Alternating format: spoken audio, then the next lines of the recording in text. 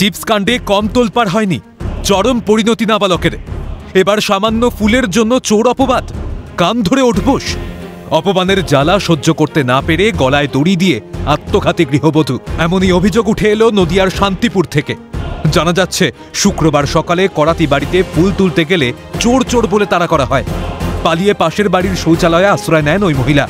এলাকার বেশ কিছু মানুষ তাকে আটকে রাখে এবং করাতি পরিবারের সদস্যরা তাকে কান ধরে উঠবোস করায় বলেও অভিযোগ ওঠে। এমনকি আঙুল কেটে নেওয়ারও হুমকি দেওয়া হয়েছে বলেও অভিযোগ। কাঠগড়ায় সিভিক ভলান্টিয়ারের পরিবার। কি হয়েছিল? ফুলের জন্য দুটো ফুল তুলতে গেছে বলে সেই জন্য নাকি আমার মাকে ধরে বেঁধে রেখেছিল। কারা বেঁধে রেখেছিল? ওই করাতি বাড়ির লোকজনগুলো। কোন করাতি বাড়ি? ওই মিলন করাতি, অসীম করাতি। এরা সিভিকে কাজ করে? হ্যাঁ, ওরা হচ্ছে আমার মাকে ধরে বেঁধে রেখেছিল। কবে? কাল, তা সেটাও আমি জানি না, পরশুদিন নয় কালকে হয়েছে এই ঘটনাটা। পাড়ার লোক সবাই ওইদিকে জানে। কান ধরিয়ে রেখেছিল, বলেছে চোর ধরেছে, চোর ধরেছে। দুটো ফুলের জন্য কেন করলো এরা? কি নাম? ওইখানে বসে সেন্টার করছি, আর ওই মিলন করাতির বৌদি এসে এখানে বলছে যে এই বাড়ির মেয়ে ছেলেটা কোথায় গেল জানো, আমার বাড়ির আজকে ফুলগুলো সব তুলে নিয়েছে। সে কাদের বাড়ি ঢুকেছে এদিকে সেটা জানি না, সেখান থেকে ওকে বের করে নাকি কান ধরিয়েছে। কান ধরিয়ে আবার বলেছে নাকি হাতের আঙুল কেটে দেবে। এরপর শনিবার সকালে সরস্বতীদের ঝুলন্ত দেহ দেখতে পায় স্থানীয়রা। খবর দেওয়া হয় শান্তিপুর থানায়, যদিও অভিযোগ অস্বীকার করেছে করাতি পরিবার। এদিকে বর্বরোচিত ঘটনা বলে দাবি করে স্থানীয় পঞ্চায়েত সদস্যের অভিযোগ, নিজে ঘটনাস্থলে না গিয়ে মৃতদেহ বহনকারী গাড়ি পাঠিয়ে দেহ নিয়ে যায় পুলিশ।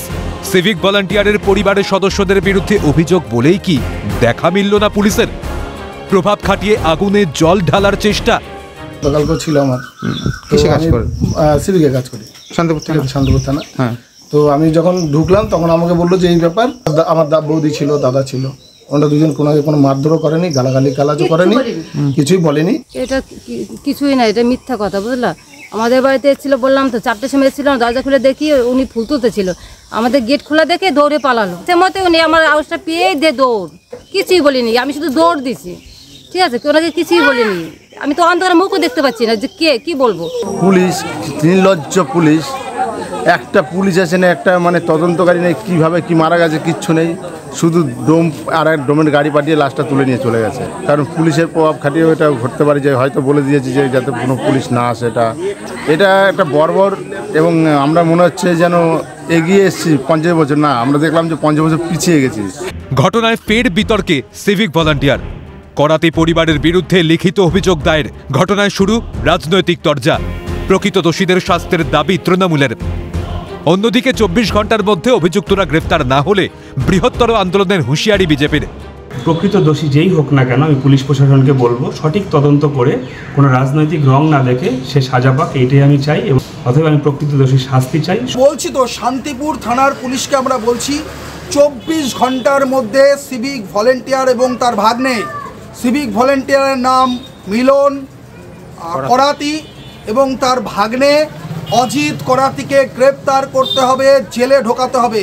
আর যাদের বিরুদ্ধে অভিযোগ আছে 24 ঘন্টার মধ্যে তাদেরকে গ্রেপ্তার করতে হবে, না হলে বৃহত্তর আন্দোলন হবে। তবে সামান্য ফুলের জন্য এইভাবে অপমান করা কি উচিত? এটা কি কখনোই কাঙ্ক্ষিত? সমাজের এ কোন অবক্ষয়? সমাজকর্মী শাশ্বতী ঘোষের কথায় এইভাবে সমাজ চলতে পারে না। আত্মহত্যার কারণ অনুসন্ধানের প্রয়োজন। মনোবিদ জয়িতা সাহা জানান, লজ্জায় মানুষ অনেক ভুল সিদ্ধান্ত নিতে পারে। এইভাবে তো একটা সমাজ চলতে পারে না। ফলে এটা নিয়েও কোথাও একটা কিন্তু ভাবা দরকার যে কেন এত ছোট কারণে আত্মহত্যা, নাকি আসলে ছোট কারণ নয়, পিছনে আর কোনো বড় কারণ আছে, সেটা ওখানে দেখে নিতে হবে। দেখুন, কথাই আছে কি, ফুল চুরি আর বই চুরিকে চুরির মধ্যেই ধরা হয় না।